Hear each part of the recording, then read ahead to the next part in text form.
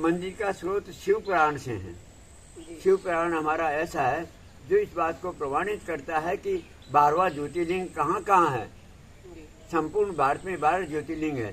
उसका एक श्लोक है, सौराष्ट्रे सोमनाथम चे श्रीशिले मल्लिकार्जुनम उज्जैन महाकार्य ओंकारे ममलेशनम केदारम हिमपृष्ठे डाकिंडाम भीम शंकरम वाणस्यम विस्तृतम तमकम गौतमी चटे वेद्यनाथम चिताभो नागेशुम द्वारकाविने क्षेत्रवंद रामेश्वर गोस्वेश्वरम शिवालय।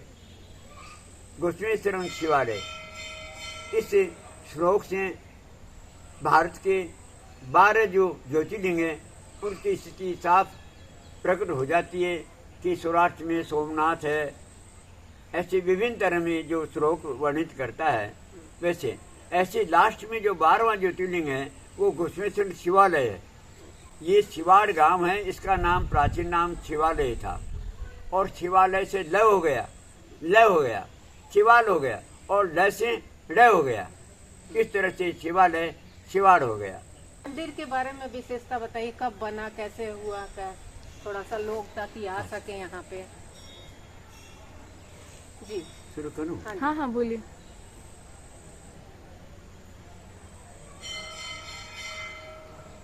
सबसे पहले अपना नाम बता दीजिए, अपना परिचय।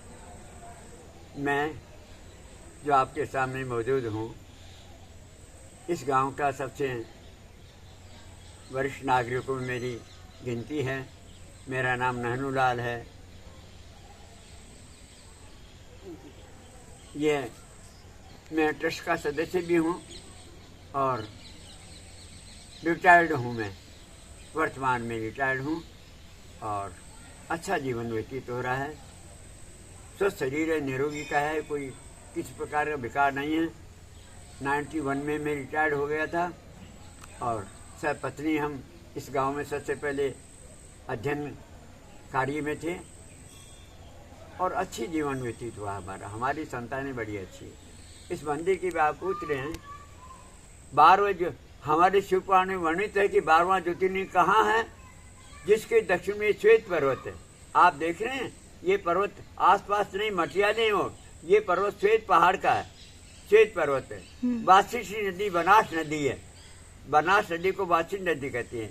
यानी जैसे आपका मकान कहाँ है तो उसकी स्थिति बताएंगे ना कि भाई उस गली में इतने नंबर का मकान है। ऐसे ही 12वां ज्योतिर्लिंग उसकी परिधि लिख रखी, उसके बारे में लिख रखा है शास्त्रों में। शिव पुराण में कोटि संहिता का 23 से 36वां श्लोक तक है वर्णन है। उसमें बताया गया कि 12वां ज्योतिर्लिंग जिसके दक्षिण में श्वेत पर्वत है। देख रहे हैं आप, वाशिष्ठी ने बनास नदी है, बीलपत्रों का वन है, बहुत काफी बीलपत्र है वहाँ बनास नदी किनारे बहुत। और दक्षिण उत्तर में तालाब है। आप तालाब देख रहे हैं, ये तालाब है जहाँ गुस्मा नाम की महिला के नाम से गुस्मेश्वर कहलाए। उसकी गाथा ये था, ये है कि सुधर्मा नाम का ब्राह्मण था, सुदेहा नाम की उसकी पत्नी थी, दोनों शिवभक्ता थे। आपको हम यहाँ का रिकॉर्ड देंगे आपका सारा साहित्य देंगे आपको। वो शिवभक्ता थी लेकिन उनकी कोई संतान नहीं थी। अंत में उनकी पत्नी ने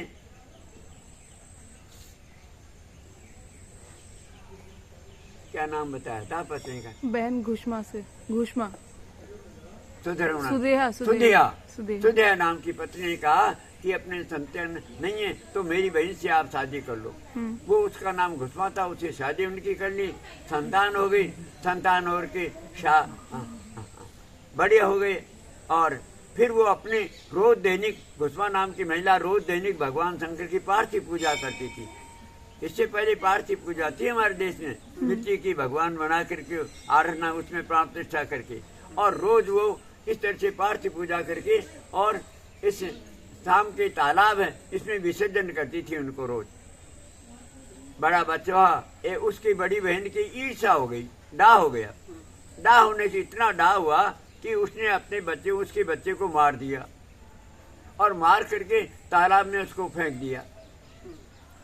और घर आई और जो ही उसकी बहू गई, उस बेटी की बहू गई और वहाँ उसने देखा कि मेरे पतिदेव यहाँ है नहीं, यहाँ ये खून की इधर बोटियाँ पड़ी हुई है, रोने चिल्लाने लगी, अपने सासू से कही, जो उसकी बड़ी सासू थी वो तो विलाप ही करने लगी, दिखावटी पना।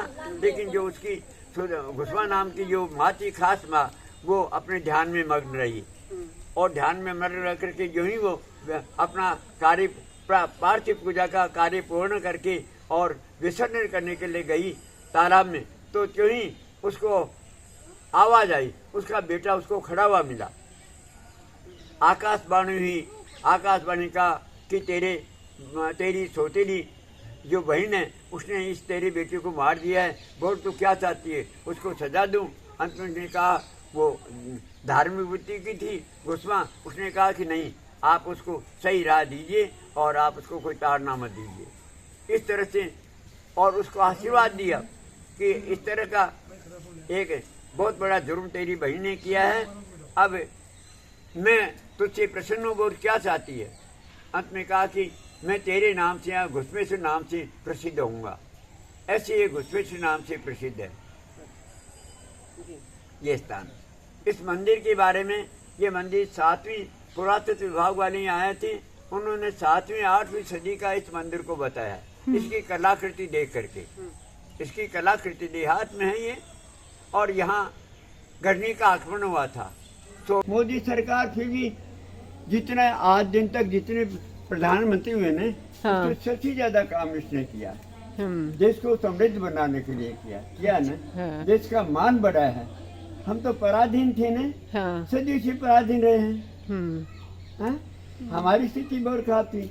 9 वर्ष में विश्व में अपना नाम कमा लिया। हाँ। अमेरिका हमें हाथ मिला दी। हाँ। अमेरिका स्वतंत्रता दिवस मना ली। हाँ। इंग्लैंड में हमारा यहाँ का भारतीय नागरिक वो प्रधानमंत्री बन जाए। हाँ।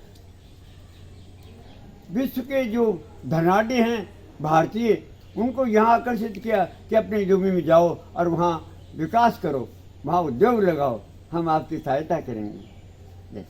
92 में हूँ। आइए, किसने बनाया? हाँ, मैं अपना बर्थडे दे दूँ आपको। हाँ। हाँ। मेरे सुपुत्र यहाँ का रहने वाला हूँ, सबसे बुजुर्ग हूँ। हाँ। अध्यापक हूँ, रिटायर्ड हूँ और 32 वर्ष हो गए रिटायर्ड हूँ। अच्छा, मेरे घर से भी मास्टरनी थी। हाँ। हम सबसे पहले इस गांव में, जब गांव बिल्कुल कच्चा था, अच्छा, यहाँ शिक्षा का नाम नहीं था। हमने तो शिक्षा भी प्राइमरी स्कूल भी बाहर से पास की है। अच्छा। इतना बड़ा गांव होने पर यहाँ ठिकाना था ना, यहाँ पढ़ाते नहीं, कोई वो नहीं था। बाहर पढ़े लिखे, पत्नी आई और ही हो गई, घर वाले आने की और हो गई। 6 साल 7 साल हो गए उनको पढ़ाया। वो यहाँ दोनों हम शिक्षा जगत में रहे, वो घूमती सोची एक ही जगह रही। बच्चे अच्छे हो गए, संग करके पुजारी भी हैं, ट्रस्ट का सदस्य भी हूँ। अच्छा।